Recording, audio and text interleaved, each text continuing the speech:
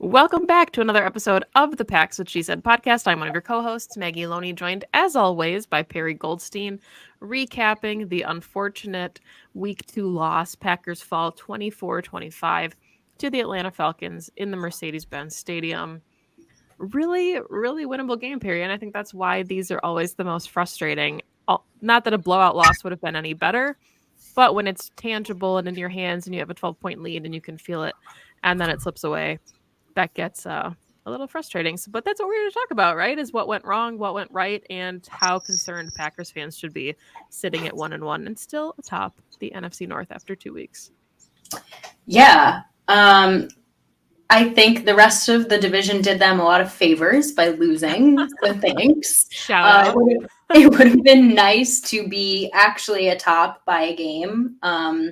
But, you got to take your wins, if you will, or you can get them. I think we talked about this pre-show, and it's how I feel, and it's how I still feel even after processing this game, 24 plus hours later, is like, I think the fact that this was winnable makes it equally as frustrating, but also equally as encouraging, because ball bounces one way, you get a field goal on one of the drive, things that are very tangible for that to happen in the future, and the Packers come away with a win. They were leading virtually the entire game. The defense got gashed on the ground. What else is new? And they gave up a 12-point lead. And unfortunately, the offense couldn't put a drive together to milk the clock or even put up 3 at minimum points. And that's just going to be growing pains from this team, unfortunately. And you hope that this isn't happening in week 10 or week 12. But it was week 2 and they lost, by a very close margin right at the end of the game. So I think a lot to learn from, and we'll dive into more specifics, but I'm not heartbroken by this. I think it shows we saw who this team is and that they can win these games. And yeah, I don't know. It would have been nice to be 2-0 because they're going into a stretch of playing 3 games in 12 days, which we can probably get into. But I don't feel horrible about this loss. Yeah, and I think the hard part here too is it certainly wasn't to the extent, right, of going into the Cardinals a couple of years ago with your 5th, 6th, and 7th wide receivers or anything like that. But Jordan Love was undermanned, right? He didn't have Christian Watson. He didn't have his starting left tackle who played lights out in week 1. Elton Jenkins goes down early. He didn't have Aaron Jones. I thought, given the players that he had at his disposal and him still going into his 3rd career NFL start,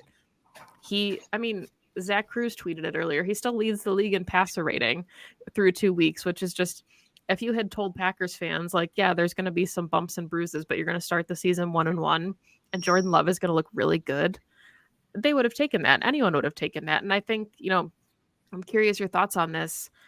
I don't think it was just the Aaron Rodgers effect or the Packers of old. When the Packers got the ball back for their final drive, I had confidence that Jordan Love could get it done. I thought they could get into field goal range. It wasn't oh shoot, here we go kind of moment. There was some confidence there and some optimism because we'd seen him put together drives, and we'll talk about favorite plays later, but I thought there was a lot to really like on offense, but some head scratchers as well that I'm sure we'll get into. Of course. Yeah. I think the key takeaway here is the Packers didn't lose this game because of Jordan Love. That's yes. my key takeaway from this game is, did he have an amazing lights out game? No, he was 14 for 25, 150 something yards, 3 touchdowns, no interceptions. And one of them was a little struggle, but a little trouble, but whatever, we'll take it. Right. A very kind of nondescript, above-ish average day. They put up 24 points. That should be enough to win a game. Right. And the surrounding pieces of this team need to do more, because he's not going to be superhero and he shouldn't yet have to put the team on his back in a way to drive down the field and score. Later down the road, I think that's something that should be expected of him if he is to be a franchise quarterback. That is something that all of the great top 10 quarterbacks can do in this league, but I don't think it's fair to have expected that of him. But you're right. At the end, I was 54 seconds? they could put they got a some timeout, magic together. I didn't think so, but if it had happened, that would have been like above and beyond. So right. I think the one thing, my takeaway, I guess, like I said, is like Jordan Love did not lose this game for this team. He didn't put the ball in harm's way. Did he make, the best, most accurate throws in the world? Oftentimes, no. Did he have some really beautiful throws in this game? Hell yeah. I mean, the last throw to Samori Toure was gorgeous, on the money. Unfortunately, Toure couldn't haul it in. I thought his non-touchdown in the back of the end zone to Wicks was stunning. You couldn't put that any better. AJ Terrell just made an amazing play on the ball. And you know what? That happens. Like, the other guys get paid too. So we'll get into stock up and stock down, but I think Aaron Jones plays in this game, Packers win. That's like just an easy statement, I think, to make. But yeah, you lose the left side of your line. You cannot get the run game going at all, so you can't get into your play action. Everyone did on offense, they're 111th for the most part. I ragged on AJ Dillon on Pack a Day. If listeners watched that, I feel a little bit bad about that today because I think the run blocking was also pretty abysmal for him. So there's only so much that he can do. So yeah, I mean, not perfect, plenty to work on, but it's week 2. Good. Go and work on it. Yeah. And that's one of the things I wanted to talk about when I said like pre-show that I couldn't wait to dive in, because the more you sit back and the more you look and the more you study and kind of watch what happens, like AJ Dillon didn't have a perfect game. And we said last week on the show, like, you cannot expect AJ Dillon to run the same offense that Aaron Jones can. They're different styles of back. The same offensive plays are not going to work for both of them. That said, the Packers have set up both sides of the ball in a very specific way. They have always valued pass blockers over run blockers. Their offensive line can pass pro their asses off for the entirety of the day, right? Like, Jordan Love is barely getting touched. When it is time to be people movers, their offensive line cannot do that as well. I don't think anybody had like an average grade from PFF. And again, PFF, not the standard, just a metric. But the point stands, right? Like, these are guys that can pass block.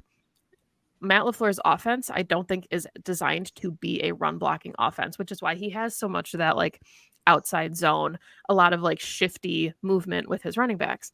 So when you have a running back like AJ Dillon, who's designed to follow his lead blockers, and nobody's lead blocking, he's not going to be successful. And that's not entirely his fault. Right. Especially when you lose probably 2 of your best lead blockers. Right. I was surprised that LaFleur didn't use more heavy personnel in this. Like, I was surprised we didn't see Josiah DeGuara in there as lead blocker with AJ Dillon, or, even like a Tucker Kraft, or like any of the other Ben Sims who they used in week 1. Like, that was, now that you bring that up, I'm realizing a little bit of a surprise, because you're right. You cannot run the same run offense with an AJ Dillon as you can with an Aaron Jones. And I stop with the toss plays. I mean, the toss play, like, again, if someone out there is like a scheme expert and wants to explain to me the point of the toss play, does it set up something in the future? Does it test the defense in a way to open up something else? Potentially, maybe, but they're not working. And it didn't lead to anything. That I could see. So the toss plays work with maybe an Emmanuel Wilson or an Aaron Jones or a Jaden Reed, but it's not going to work with AJ Dillon. You're not catering to his skill set. And I feel like he's getting a lot of heat from myself included. Sorry, AJ, but there are some moments where his skill set should have created some momentum. Right. And I think specifically on, short yardage conversions. And you should not have to be challenging, the ruling on the field for a yard. It should not be 3rd and 1 and you're getting tripped up on yourself, on the lineman, whatever it is. Like, you are 250 pounds, just push. And he did. There were a handful of runs where he moved that pile and you're like, that's AJ Dillon I know and love. But not in key moments. And unfortunately, there was a 3rd and 1. They desperately need to convert on 3rd down to keep time of possession, not give the Falcons back the ball, not have to put the defense back out there after getting gashed by Bijan Robinson. And they couldn't do it. And that's why they lost the game. And I think it's frustrating too, because obviously you can't expect Matt LaFleur to be like, well, it's not working, let's abandon the run. Like, that's not productive for your offense either, because then you become one-dimensional. But there were so many moments throughout the game where it was like, all right, first down, and we're going to rush for 1 yard. And then it's 2nd and 9, and we're already like behind the sticks Yeah. and we're losing momentum. And for a young offense that, like, Jordan Love needs rhythm and he needs consistency and he needs to get the ball out quickly. And it just felt like so much of this day was him playing behind the sticks. Like, at one point, I think in his presser today, he said something about the team needing juice. And that's when Jordan scrambled for that 24-yarder and like got up, talking his talk. And he can make some of those moments happen. But it's like you said, he shouldn't necessarily have to be a superhero at this point. And we like it. We want to see those glimpses of him doing that. But it just felt like, for as creative as we expected the LaFleur offense to be, and there were moments of it, I thought he called a beautiful first half. But Yes. Sometimes it's like you wonder if he's calling for his old quarterback and he's forgetting, like, hey, we need to have, a different style for this one going into this until he gets comfortable. I think also credit to the Falcons. They came back out in the second half with their own really great defensive plan. I thought they got a lot more pressure on Love than in the first half. He had more guys in his face. So, again, the other team, game plans for this as well. But I wish that LaFleur had, and he said he owned up to it in his presser, so good on him. But I kind of wish he had trusted Love a little bit more with the ball in his hands, especially in crucial moments. Except, the last drive, obviously 4 passes, 4 incompletions. But before that, they did 3 runs, and I understand the choices for sure on why you ran the ball in that instance. You're up, you're winning, and you want to keep as much time. You want to keep the Falcons offense off the field for as long as possible, keep the ball for as long as you can in your hands.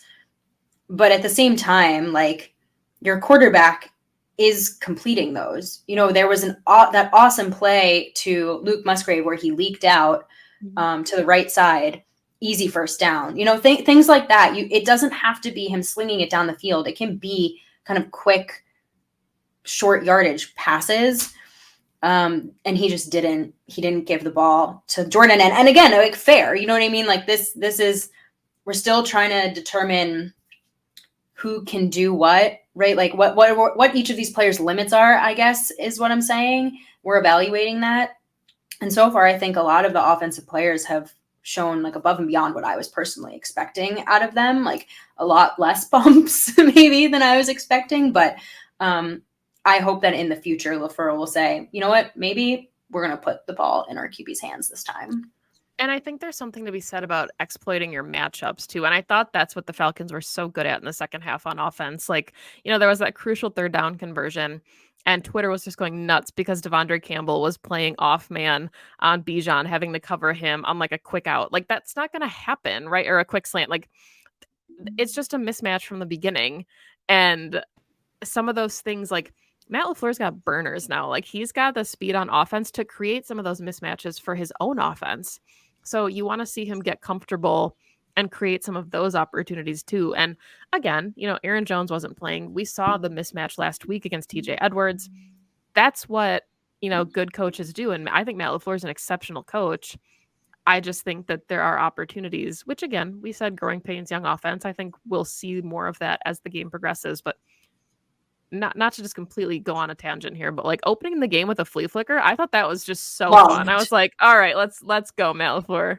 Loved that. Yeah, I mean, Matt LaFleur has a lot. He's put a lot on tape, even in this game, even in this loss. I do want to pivot a little bit to some positives, because I think the offense also did some good things, right? I would love to see them target Luke Musgrave more, just scheme it up for him, especially in a game where you're down 2 of your best weapons. Like, who, you just said it, scheme up some mismatches. Who is your mismatch on this offense? Like, it is Luke Musgraves. It's the 4.3 speed tight end. Like, it's that guy. 6'6". Like, yeah. So I think they're just also getting comfortable. And like I said, like, setting up what each is like responsible and able to handle. But this was the Jaden Reed game. Great. Yes. You had Romeo Doubs, who I think did a nice job. Unfortunately for my fantasy team, he did not get too many targets, but he did a really nice job of taking away virtually for the whole game AJ Terrell, right? They kind of had Terrell shadowing Doubs. Makes sense. That's your wide receiver 1. good job. Okay, you're taking away one of they got through that. They got to kind of pick on. I think it was Trey Flowers, and great. Then you get Jaden Reed involved. Then you get Dontavian Wicks involved. 7 offensive players caught passes from Jordan Love, spread the ball around. Love that, because then the defense doesn't know, who he's going to. So they did some really nice things. I love the speed. I think if Aaron Jones is ever out again, which I hope he's not, I hope he plays the entire rest of the season, but would love to see more Jaden Reed in the backfield. Some of the stuff that Cobb used to do, right, when he was pre this last instance, when he was younger. So there's a lot of opportunity there. Luckily, a lot of season left for the offense to figure out what works. Yeah, I don't want to, turn this into a downer, but there are, of course, some concerns we have to talk about here. David Bakhtiari, whatever you make of him not playing. You don't want to talk about something positive on offense that you liked? I do, but I want to get these out of the way, right? Elton Jenkins, MCL sprain in his knee, said he doesn't think it'll be season ending, but would also indicate that he likely will be out for an amount of time. And then, of course, David Bakhtiari with swelling in his knee, which Matt LaFleur said, guys, it's been 2 years, right? This, I think this is what it is for him at this point. And if you want to try and read between the tea leaves, be my guest. If you want to have a turf conversation, be my guest. But I don't. No, exactly. Same. But so 2 of your best players on the offensive line likely not able to play for, well, we don't know about Bakhtiari. Elton Jenkins at least out for a chunk of time, which isn't fun when you've got guys like Cam Jordan coming to Green Bay, but we're not going to talk about that on this episode. So just wanted to get the injury things out of the way. Yeah, I mean, look, your offensive line all of a sudden goes from a strength to not a strength. That sucks. Elton Jenkins, what are you going to do? It's football. Injuries happen to anyone. Yeah. It happens. Yeah. Don't love hearing that it would possibly be season ending, because that's not great. I did not think it was that serious. I was thinking he'd be out a month, and four games plus they have an early bye. Early bye is really nice. Okay. I think they can make do. Again, this is why you keep Yash. This is why you keep, sorry guys, Royce Newman. There's a reason why these guys stick to rosters, because in a flash, all of a sudden, 2 of your best offensive linemen are not in the game. The David Bakhtiari stuff, I don't know how much we can rehash. I mean, I think it is what it is. It's I think he suffered a gruesome, horrible injury. And for some guys, you can bounce back from ACL tears. For some guys, you can never bounce back from injuries like this. He didn't just tear his ACL. I think it was also his MCL. He had full reconstructive surgery. He's had, I don't even know how many surgeries. He also plays a position that is not very favorable to your knee joints. So, he's a big dude trying to recover from a bad injury, and I think they're just doing their best. I thought there is no world where David Bakhtiari sat out of this game voluntarily, just point blank. Obviously, he had some kind of medical, and Matt LaFleur cleared that up today. I don't know what you do. Do you put Yash in at left tackle? Do you put Rasheed Walker in at left tackle?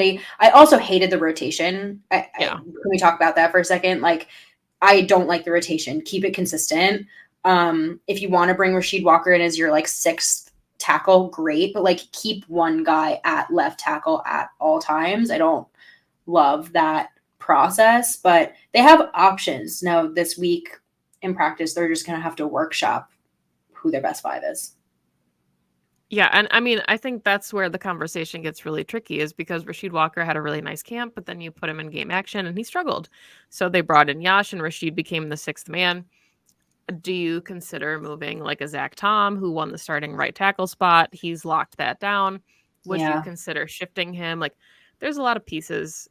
Matt LaFleur always says, we're going to play our best 5. So it'll be interesting to see, who they deem the best 5. But I think regardless of who your best 5 are, the 6th lineman kind of becomes a necessity, or at least getting your better blockers. Josiah DeGuara is going to probably be hanging out on that left side a little bit for the next couple weeks until they figure out what's going on that side. But let's switch to the defense maybe and talk about the defense for a little bit, because some things to really like, other things to just ugh. I feel bad about this. I don't feel good about this game. Like my issue, and I've said it. It's like it's the same problem over and over again. I just think like this is the definition of insanity. Is trying to do the same thing over and over and expecting different results. And again, like there were some really good things to like, right? Like I thought Kenny Clark had a just ridiculous game. I will talk about Jair later. But you cannot look, Bijan Robinson is a generational talent. He's a unicorn. You are going to give up yards to him. Yeah. Okay. Fine. But letting him just pound you 5 yards, 6 yards, 5 yards, 3 yards, 5 yards, 4 yards. That is so brutal. Like that is so brutal. Make a stop. One stop. Just one. And like I find it hard. I don't know where the balance is between it being execution and coaching, right? Because Joe Barry's not the one out on the field who can't make a tackle, right? Because Bijan's out there breaking tackles. So what do you do to scheme him? But again, it's like that game with Dalvin Cook that I always go back to where it's like you have one player to stop, one singular player, and you know who he is, and you still can't do it. Like, is that just he's that talented, or is there something wrong with our scheme? And I mean, we'll watch it the rest of the season. Let's see who can stop Bijan Robinson kind of is the question. But I don't know. Arthur Smith didn't have to call anything else if he didn't want to. And what sucks is that like Desmond Ridder is so meh. He is just like the definition of mid for all our Gen Z listeners out there. He is so mid, and you didn't make him try to beat you through the air at all. Like they didn't need to. They all they need to do is run the ball. And he made some nice throws. And I think another piece of this is that the Falcons have the M word, 2 huge mismatches in the pass game. Like Drake London and Kyle Pitts are freaks, and they're huge. And people want to, I guess I'll go into it now. People want to rag on Jair for this game. He didn't have his best game, sure. But the size mismatch between him and both of those players, and again, this should not, like, there's a way to mitigate this because you're an all-pro corner and you've always been this size and you go up against big guys and you know you should be able to, like, press differently. But, like, man, the size difference, like, what are you going to do when Drake London just bodies out Jair Alexander in the end zone? What are you going to do about that? I don't know. So I think, the same way we talked about the Packers operating from like a primarily pass blocking offense, the challenge with their defense is they've always been designed to stop the pass and less so the run because they're used to, as a franchise, playing with a lead. And I was honestly shocked in the first half how easy Arthur Smith made it for the Packers defense. He threw so many passes. I was like, you have 2 backs who are just gashing this Packers defense. Why are you continuing to throw the ball like through the air?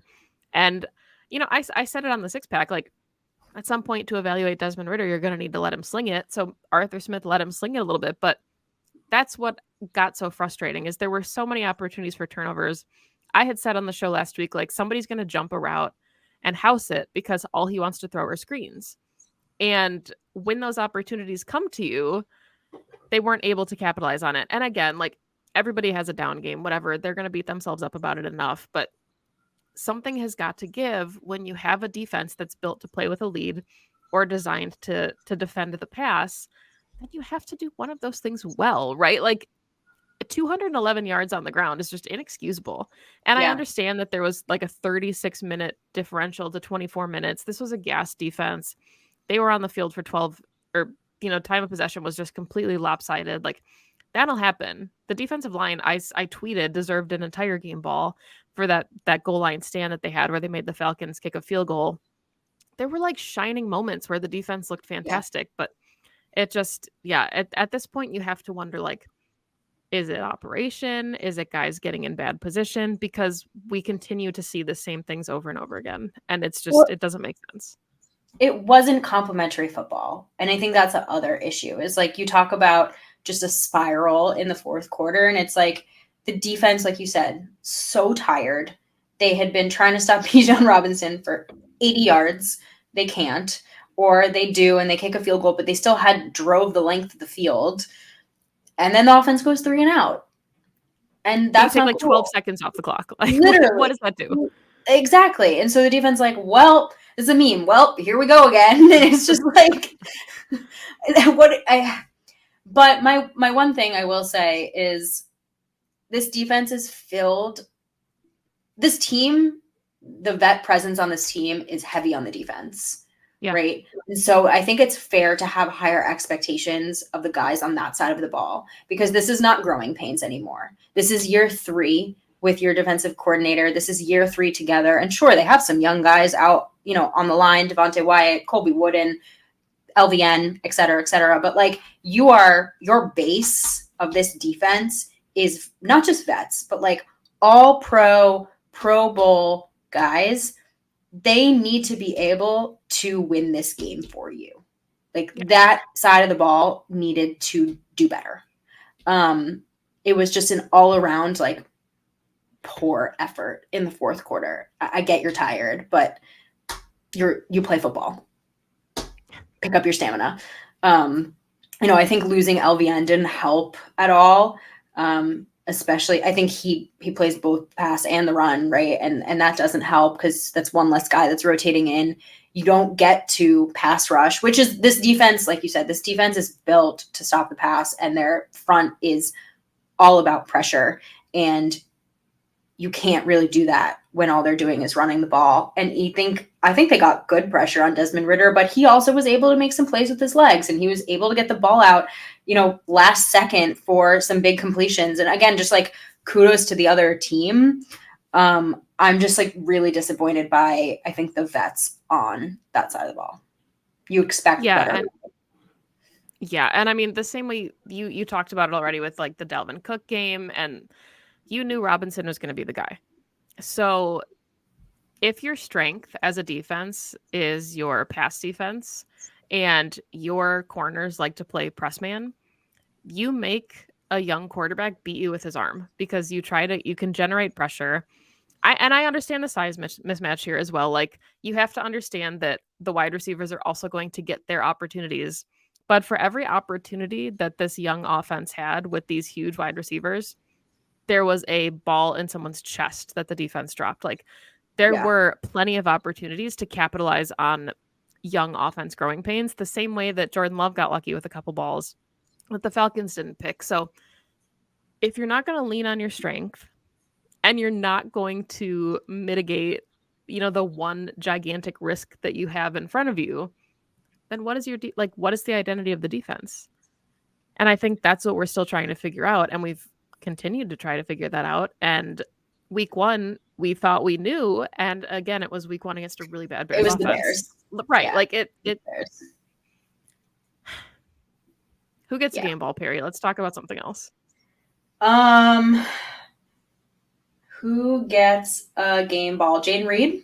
Yep. Jaden Reed. 2 touchdown day. First touchdown of his NFL career. I thought he did some really nice things. His speed is monstrous, and I think he's going to be let me add this. Let's just say this. We make so many caveats about rookies getting acclimated to the NFL, and I have to say both their second-round picks, Luke and Jaden Reed, they haven't need any acclimation. They are ready to go. They are ready to play, and it's really, really, really impressive. So game ball goes to Jaden Reed. I agree. I would also give Dontavian Wicks like a little nod here, for also scoring his first NFL touchdown.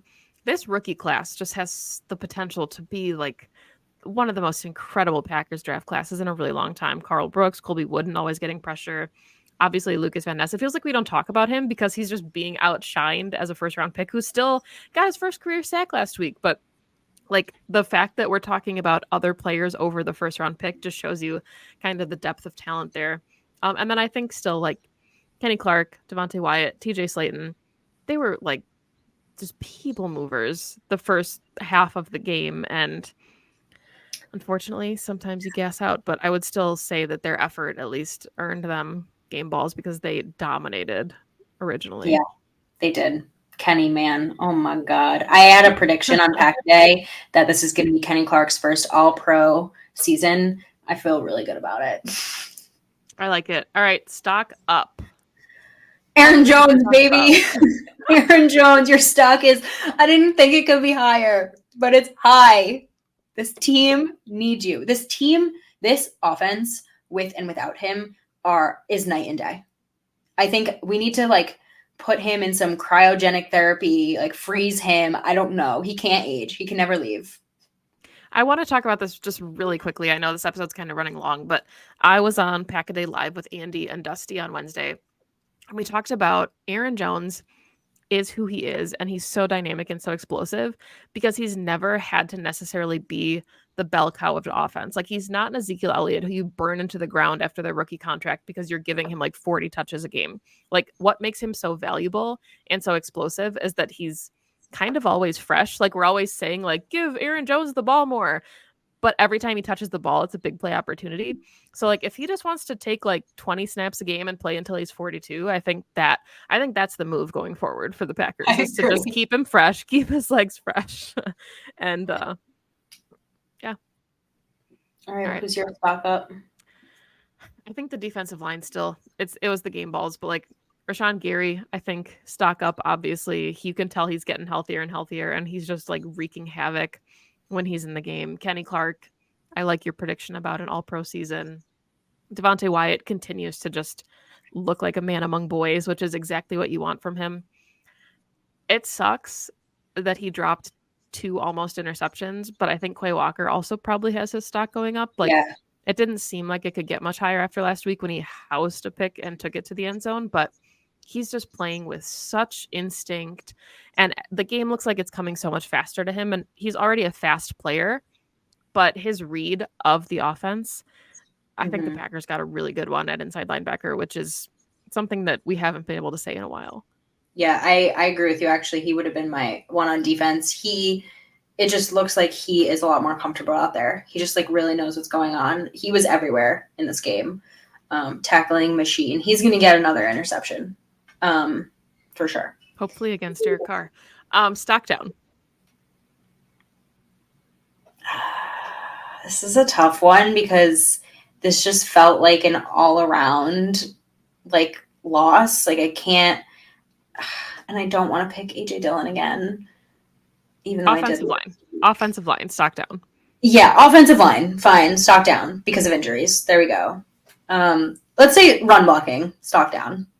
Yeah, I think that's all encompassing what the Packers are, and stock down, hands. Come on, secondary. Like, get in better position. Let's stock down hands. Let's work on that for next week. Favorite play? Because there was, again, some really fun, good ones in there that we can talk about. Favorite play? You go first. So mine is, I don't know, we kind of talked about it a little bit in the show, but it was the Jordan Love scramble to pick up the first down.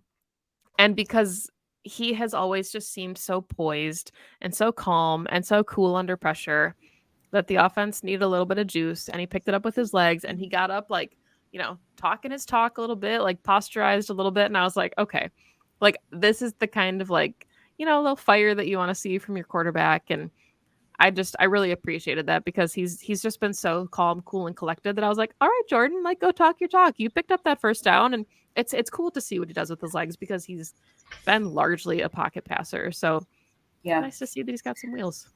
I need Jordan Love to slide or get out of bounds. Like, we need you, dude. Just, I love it. I love the energy. I love the sentiment behind it, but I need you to slide. Thank you. All right. I think my favorite play, it sounds weird. I said it earlier, but like, and I know that it was a PBU by AJ Terrell, but like that throw that Jordan made to the back corner of the end zone, like, oh my God. I just think these glimpses of what he can do with his arm is so exciting. And Andy Herman said this, so I'm not taking credit for it, but like, you imagine Devontae out there instead of Wicks and how Devontae had late hands. Like, that's a touchdown, because that ball was placed just so ever perfectly. But I did really love the jet sweep, like end around touchdown, Jaden Reed. That's fun. I want to see more of that.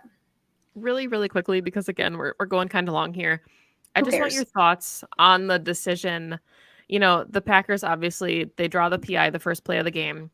They kind of stall out. They have the penalty that backs them up, and it takes them from a 51-yard field goal to a 56-yard field goal. And obviously, here, hindsight is 2020. We know that 3 points would have been the difference in this game. But I was upset they didn't go for it because we saw in Chicago that Anders Carlson could have booted that thing from like Manitowoc, right? Like it felt like it would have been good from 70 yards. You're playing in a dome. You're on turf.